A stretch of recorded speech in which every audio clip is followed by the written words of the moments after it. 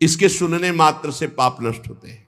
पक्का बुद्धि भ्रष्ट हो जाती है जो सूर्य भगवान को अर्घ नहीं देता। सूर्य भगवान को अर्घ देना, सूर्य भगवान को प्रणाम करना, नमस्कार करना, ये बुद्धि को सत्य की तरफ ले जाता है। भगवान सूर्य की सबको आराधना करनी चाहिए। जो सूर्य भगवान की आराधना नहीं करते उनका तेज, आयु, श्री, कांति सब नष्ट हो जाता है। ये जो सुबह सोते रहते हैं ना 9 बजे तक, कैसा जीवन। अरे भुवन भास्कर भगवान आ रहे हैं, कम से कम उठ जाओ सैया से, इतना ही आदर करो, इतना ही आदर कर लो। उत्तम बात तो है कि नहा धोकर के अर्घ दो, थोड़ी देर नाम जप करो। मनुष्य जीवन मिला क्या? मरना है। या आनंद के लिए आए हो, आनंद श्री जी के नाम रूप लीला धाम में, सोने में नहीं। सूर्य उदय सैया पर हो जाना बड़ा मंगलकारी है। इसलिए जिन जिन के कानों में शब्द पड़ रहे हो, अगर आप रात्रि जागरण करने की सेवा करते हैं, ड्यूटी देते हैं, तो आप सूर्य उदय के समय उठ जाइए और उनको प्रणाम करके फिर सो जाइए। पर सूर्य उदय होते समय आपका उठना अनिवार्य है। अगर ऐसा नहीं तो आपकी श्री, कीर्ति, शांति, मंगल, सुख सब नष्ट हो जाएंगे। देख लेना, आप देख लेना।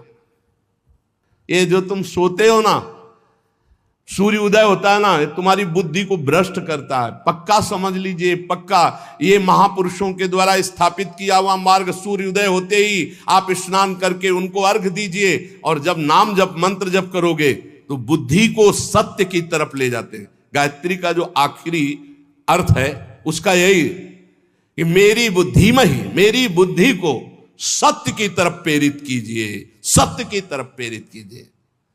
ये बुद्धि भ्रष्ट, श्री, कीर्ति, वैभव सब नष्ट हो जाएगा। इसलिए मान लो हमारी प्रार्थना, आप रात की ड्यूटी करते हो तो घर वालों को बता दो कि सूर्योदय होने के पहले में जगा देना। जग जाओ, 5 मिनट हाथ जोड़कर नाम जप करो, प्रणाम करो। भगवान हमको ऐसी ड्यूटी लगाए हो कि अब हम भजन नहीं कर सकते, अब हम सोएंगे। फिर सो जाओ, बच जाओगे। नहीं ऐसे ऐसे अपराध बनेंगे कि बुद्धि काम ही नहीं करेगी। ये जो पुरुष सूर्य भगवान का अपमान करते हैं, उनकी आयु का नाश करते हुए आकाश में विचरण करते हैं। सूर्य की तरफ थूकना, लघु शंका करना, ये सब पशुवत आचरण। अब ज्ञान ही नहीं रह गया, न शास्त्र सुनना है और न शास्त्र पढ़ना है। अब तो जो कुछ है वो मोबाइल है। अरे धर्म से चलो, भगवान का नाम जप करो, नमक रोटी खाओ, चैन से जियो। जीना नहीं आ रहा। बेविचार प्रवृत्ति बढ़ती चली जा रही, धन लोलुपता बढ़ती चली जा रही, हिंसा बढ़ती चली है। क्यों? वासना में इतना भूत चढ़ गया है, कुछ ज्ञान नहीं। सुबह उठकर धरती माता को प्रणाम करना, बड़े बुजुर्गों के चरणों में माथा रखना, भगवान का नाम जप करते हुए अपने दिनचर्या में लगना, सूर्य आदि की उपासना करना, भगवान के जो पावन ग्रंथ गीता भागवत के 2-4 श्लोक गायन कर लेना, भोग लगा के पवित्र भोजन, पवित्र विचार, पवित्र दिनचर्या। गरीबी जरूर, लेकिन धर्म युक्त, बहुत होश में, बुद्धि शुद्ध, भोजन सात्विक, आचरण पवित्र। आपको आनंद की आप ईश्वर अंश, जीव अविनाशी, चेतन अमल, सहज सुख राशि कहां पहुंच गया? दुख राशि में घूम रहा है। अरे अब तो दिनचर्या नहीं है, क्या इसमें आयु बढ़ेगी? ज्यादा सोने वाला तेज विहीन हो जाता है, स्फूर्ति विहीन, उत्साह विहीन, बहुत हानि है। आप अगर सो रहे तो आपकी बुद्धि पतित हो जाएगी, आपकी बुद्धि भ्रष्ट हो जाएगी। बुद्धि को शुद्ध रखना है तो नींद कम दो। 3 चीजों का अभ्यास कर लो तो बहुत बढ़िया हो जाएगा। कम खाना, कम बोलना, कम सोना। बचो, कम बोलो, कम खाओ और कम सो। फिर देखो आपका जीवन कैसा उत्तम। और 3 ही जगह फंस जाते हैं, जहां अधिक बोलना तो अपराध वाणी का बन गया, अधिक भोजन तो प्रमाद बन गया, और अधिक सोना तो पूछो मत, ये तो जीवन ही बर्बाद करना है। ये भाई तुम्हें सच्ची कहते हैं, शरीर को आप जैसे ढाल लो वैसे ढल जाएगा। 3 घंटे सोने में या 4 घंटे सोने में काम चला लो तो कितना बढ़िया। 20 घंटे आपके पास बचते हैं। 20 घंटे सो के 4 घंटे में निपटाते हैं कार्य, सोच स्नान। और अगर भगवान ऐसे ऐसे जीवन को नष्ट करने वाले जीव हैं तो हमें लगता है मानव जीवन की कृतार्थता का क्या स्वरूप रहा। जो लोग भगवान सूर्य को अर्घ नहीं देते, नमस्कार नहीं करते, आदर नहीं करते, स्वाभाविक है उनकी आयु नष्ट हो जाती। जैसे वर्णन किया गया है कि अपने बड़े बुजुर्ग गुरुजन आ रहे हैं और आप उठकर नहीं खड़े हुए, तो आपकी प्राण शक्ति कमजोर हो जाएगी। ये उनके सम्मान के लिए खड़े होना नहीं, अपनी सुरक्षा के लिए खड़े होना है। अपने गुरु, अपने माता पिता बड़े, तो उठ के खड़े हो जाओ, नहीं प्राण शक्ति आपकी कमजोर हो जाएगी। भगवान के लिए ही सिर्फ तुम्हारा मानव जीवन है, इसमें आराधना करके आप दिव्य योग शक्ति संपन्न हो जाइए। ब्रह्मा जी ने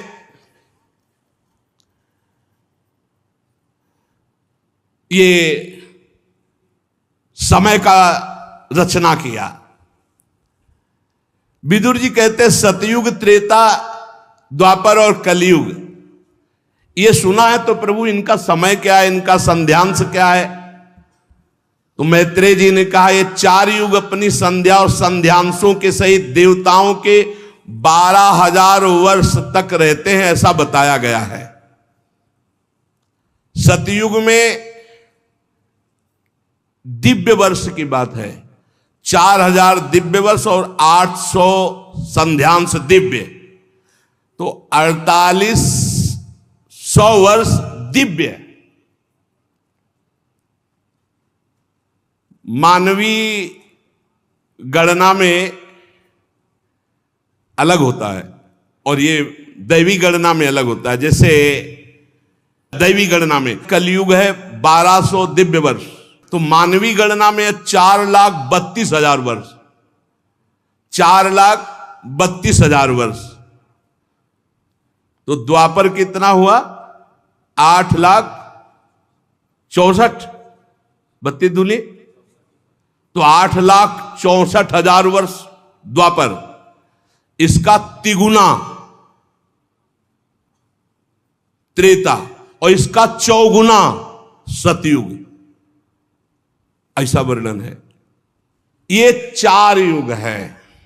सतयुग के मनुष्यों में धर्म चारों चरण से रहता है, और फिर त्रेता युग में 1 चरण क्षीण होता है, फिर द्वापर में 2 चरण क्षीण होते हैं, कलयुग में 3 चरण क्षीण हो जाते, 1 चरण से चलता है धीरे धीरे। और जब ये चतुर्युगी 1000 बार चतुर्युगी बीत, तो ब्रह्मा जी की रात्रि आ जाती है। सबको समेट करके, नाश करके ब्रह्मा जी अपने दुकान समेट करके भगवान नारायण में लीन और शयन करते हैं। फिर 1000 चतुर्युगी के बाद फिर रचते हैं। ऐसे चलता है दिन रात, रात में सो गए, दिन में रच दिया। फिर जो पूरी ब्रह्मा जी की आयु होगी उसे महाप्रलय कहते हैं। कुछ नहीं, सब समाप्त। ब्रह्मा जी का जब तक दिन चलता है तब तक सृष्टि चलती है, जहां रात आती है तो सब समेट लेते हैं। ब्रह्मा जी के एक दिन में 14 मनु बदलते हैं, एक दिन में 14 मनु। अरे बड़ा विचित्र खेल है। एक मनु का राज्यकाल जानते हो कितना होता है? 71 चतुर्युगी, 71 बार चतुर्युग, चारों युग व्यतीत हो जाएंगे तब एक मनु, और 14 मनु ब्रह्मा जी के एक दिन में बदलते हैं। प्रत्येक मनवंतर में सप्तऋषि, देवता और इंद्र और गंधर्वराज ये सब बदल जाते हैं। ब्रह्मा जी के एक दिन में 14 मनु, 14 इंद्र, ये सब बदल जाते। 14 इंद्र बनते एक दिन में ब्रह्मा जी के। ये इसीलिए कि हमारा जीवन कितना है, एक मनवंतर में मनुवंशी राजा लोग, सप्तऋषि, देवगण और देवराज इंद्र और गंधर्व ये सब बदलते हैं। और ब्रह्मा जी प्रतिदिन ऐसे सृष्टि रचते हैं और रात के सब समेट लेते हैं। बड़ा भगवान का विचित्र खेल है। कालक्रम से जब ब्रह्मा जी के दिन बीत जाता है तब वो तमोगुण को स्वीकार करके निश्चेष्ट भाव से सृष्टि का नाश कर देते हैं। नाश करने के लिए भगवान रुद्र रूप, तीसरा नेत्र खुला, संकर्षण जी से अग्नि और 12 सूर्य एक साथ उदय होकर आग बरसा, सब भस्म हो गए। भजन कर लो, यही सब भोग ले, सब भोगना है। अरे बोले कहां? तो देख लो यहाँ संसार में, देख लो आग नहीं लगती, भूंज नहीं जाते। फैक्ट्री में आग लग गई, गाड़ी में आग लग गई, सब जल रहे हैं। ऐसे आग लगेगी, जलना पड़े। भगवत प्राप्ति कर लो भाई, नहीं आगे सब ये सुनते रहो। भगवत प्राप्ति के लिए तुम रो पड़ोगे, सुनते केवल रहो। सारा विश्व उस समय अग्निमय हो जाता है, भस्म हो जाता है। भयंकर जल वर्षा, फिर जल में, और उसी जल में भगवान शयन करते हैं। और उन्हीं भगवान को प्राप्त कर लो, खत्म हो जाएगा खेल, ये जलना जुलना, आनंद में हो जाओ। उन्हें तो श्री जी के पास जाना है, श्री जी के साथ खेलना है, खाना है, जहां माया का प्रवेश ही नहीं। इसीलिए कहते जय वृंदावन, प्राण वृंदावन, सर्वस्व वृंदावन। ये सब भूर भुआ स्वर्ग लोग सब जलमय हो जाते, आग लगती। पहले वर्णन है, पहले 100 वर्ष बरसें नहीं होगी।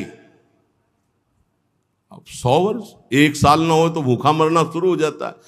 फिर लोगों को खाने लगेंगे भूख से व्याकुल होकर। 100 वर्ष तक आग जब बरसेगी। ये कहानी नहीं है, ऐसा होता है। फिर 100 वर्ष तक प्रलयंकारी जल, जलई जल, जलई जल। काहे को मरोगे, पहले ही भगवान का भजन करके परम पद प्राप्त कर लो। मनुष्य शरीर इसीलिए दुर्लभ कहा गया है। ये जब सृष्टि नाश होनी होती तो भगवान शेष जी के 10,000 फणों से विषैली आग पैदा हो जाती, 12 सूर्य उदय हो जाते हैं। नीचे से संकर्षण, ऊपर से महादेव की तीसरा नेत्र खुल गया, भस्म होता सब चला जाओ। राधा राधा, तभी हम कहते हैं कसाई वाड़े में बंद हो काल के, भजन कर लो भजन, कुछ नहीं चलेगी तुम्हारी बादशाही, तुम्हारी ऐंठ, तुम्हारी छाती तान के चलना। बहुत सावधान, राधा राधा, परोपकार कर लो, मंगल कर लो, अच्छी कमाई कर लो, भगवान के पास चलो। 7 समुद्र प्रलय काल के प्रचंड पवन से उमड़ती हुई उत्ताल तरंगों से मर्यादा तोड़कर पूरी त्रिभुवन को डुबाने लगते हैं। उसी जल में भगवान आराम से नेत्र मूंद करके शेष सैया पर शयन करते हैं। 1-1 हजार चतुर्युगी रूप प्रतीत होने वाले दिन रात के फेर से ब्रह्मा जी की 100 वर्ष की परम आयु, ब्रह्मा जी भी भयभीत होते रहते हैं। 2 परार्ध कही गई है ब्रह्मा जी की आयु। पहला परार्ध व्यतीत हो गया है, दूसरा चल रहा है परार्ध, महाप्रलय के लिए। ब्रह्मा जी की उत्पत्ति ब्राह्म नामक महाकल्प में हुई थी।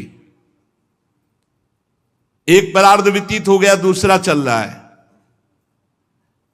पाद्मकल्प पहला, विदुर जी इस समय जो कल्प चल रहा है उसे दूसरा परार्ध कहते हैं। ये वाराह कल्प है। पाद्मकल्प पहला परार्ध और दूसरा है वाराह कल्प। इसमें भगवान ने वाराह रूप धारण किया था। ये 2 परार्ध काल, अव्यक्त, अनंत, अनादि, विश्वात्मा श्री हरि का, सुनो, ब्रह्मा जी का ये 2 परार्ध भगवान का क्या है? निमेष, इसे कहते हैं निमेष। ऐसे भगवान हमारे हैं और ऐसे भगवान को हमारी लाडली जो अधीन की हुई है, इसीलिए हम जीत गए। हमारे माई श्यामा जू को राज जाके अधीन सदा इस सांवरो, या ब्रज को सिरताज। घर वाले हो गए अपने लोग, लालजू के घर वाले हैं। घर के जैसे सदस्य नहीं होते तो घर के सदस्यों को बचाया जाता है ना। घर के सदस्यों को थोड़ी देखा जाता है कौन अच्छा कौन बुरा, घर के जन है, इनको बचाओ। तो हम सब प्रियालाल के घर के सदस्य हैं, शरणागत जन है। ये काल की दाल हमारे ऊपर नहीं गलेगी, विश्वास करो। अरे वो संबंध मात्र से कल्याण करते हैं। ये मेरा है, एक बार हृदय से स्वीकार कर लिया, उसी से उन्नति शुरू हो जाती है। बहुत कृपालु हैं, क्योंकि जानते हैं दुर्जय माया है, जीत नहीं पाएगा। केवल हे हरि मैं आपका हूं, इतने मात्र से वो पार कर देंगे। यही जब हम बचपन में भगवत मार्ग में भागे थे ना, तो यही जब पढ़ते थे तब व्याकुलता होती थी कि मुझे बस ब्रह्म प्राप्ति करनी, अब जन्म मरण के चक्र में नहीं फंसना। इसीलिए भूख प्यास गर्मी सर्दी सब, इसकी कोई परवाह नहीं थी। कोई जैसे देखे हमारी तरफ आ रहा तो उठ के खंडेर की तरफ चले जाते, न मिलना न देखना, हमको भगवत प्राप्ति करनी है। समस्त कारणों के परम कारण श्री भगवान जी हैं। अब ब्रह्मा जी ने अज्ञान की 5 प्रवृत्तियां पैदा की। तम अर्थात अविद्या, मोह अर्थात अस्मिता, महामोह अर्थात राग, तामिस्त्र अर्थात द्वेष, अंधतामिस्त्र अभिनिवेश।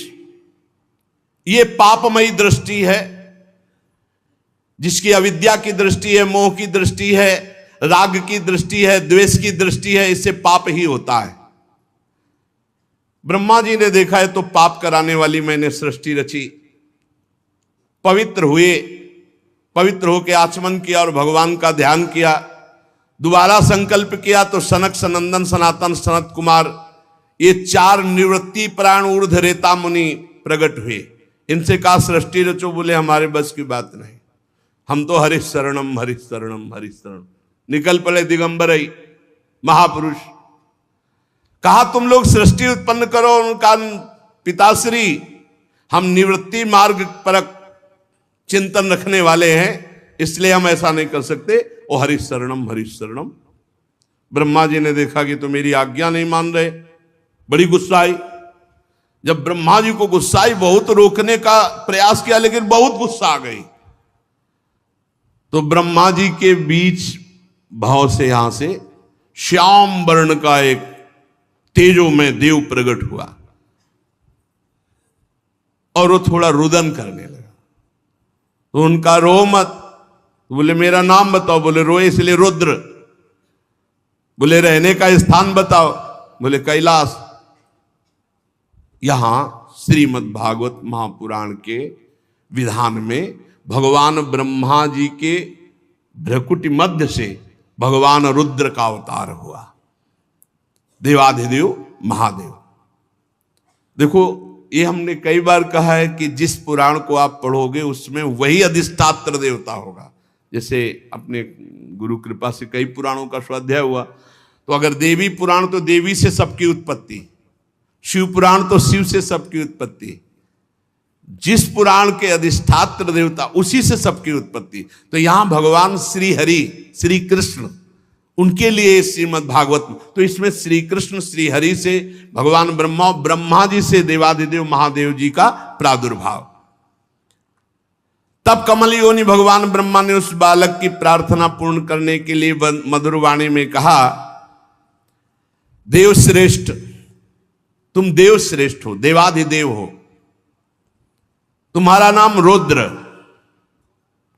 तुम्हारे रहने का सूक्ष्म स्थान, सबका हृदय, सबके इंद्रियां, सबके प्राण, आकाश वायु अग्नि जल पृथ्वी सूर्य चंद्रमा और तपस्या, ये तुम्हारे स्थान है। और तुम 11 रूपों में रहोगे, मन्यु मनु महिनस महान शिव ऋतध्वज उग्ररेता भव काल वामदेव धृतव्यत धी वृत्ति उषना उमा नियुत सर्पी इला अंबिका इरावती सुधा दीक्षा, ये 11 रुद्राणियां तुम्हारी अर्धांगिनी होंगी। तुम जो हमने तुम्हें स्थान दिया, हृदय इंद्री प्राण आकाश वायु अग्नि जल पृथ्वी सूर्य चंद्रमा तपस्या, इन स्थानों पर रहो और प्रजा उत्पन्न करो, क्योंकि हमारी इच्छा है कि इस समय सृष्टि बढ़े। भगवान शंकर को आदेश हुआ कि प्रजा रचो, तो रचना शुरू किया। अब उनकी जो रचना थी बहुत विचित्र थी, किसी के हजारों मुख, किसी के एको मुख नहीं, किसी के हजारों आंखें, किसी के एक आंख हो, किसी के बहुत हाथ, किसी के विचित्र असंख्यों यूथ के यूथ भूत प्रेत पिशाच। ब्रह्मा जी ने कहा बंद करो बंद करो, आप अपनी सृष्टि बंद करो, नहीं जो हम सृष्टि रच रहे सब खा जाएगी आपकी सृष्टि। महाराज ये सारे दिशाएं डरपने लगी, आप अपनी सृष्टि बंद करो, तुम्हारा कल्याण हो, हमारे आदेश का पालन हो गया बस। ये आपने जो सृष्टि रची है पूरी सृष्टि को खा जाएंगे, मत रचो सृष्टि, तुम्हारा कल्याण हो, तुम सुखी रहो, तुम तप में लगो, तपस्या करो। हे इंद्रियातीत, हे सर्वांतर्यामी, हे ज्योतिष स्वरूप देवाधिदेव, आप अपनी सृष्टि बंद कर लो। भगवान शंकर ने कहा, आप पहले कहा था रचो, तो फिर आपकी आज्ञा पालन करके रच रहे थे। तब भगवान रुद्र ने कहा ठीक है, और वो समाधि में शंकर सहज स्वरूप संभाला, लाग समाधि अखंड 88 हजार वर्ष तक की समाधि देवाधिदेव की। ब्रह्मा जी फिर उदास हो गए, अब हमारी सृष्टि कैसे बढ़े। तो अगला संकल्प करते हैं, फिर क्या प्रकट होता है आगे चर्चा करते हैं। श्री राधा वल्लभ लाल की जय।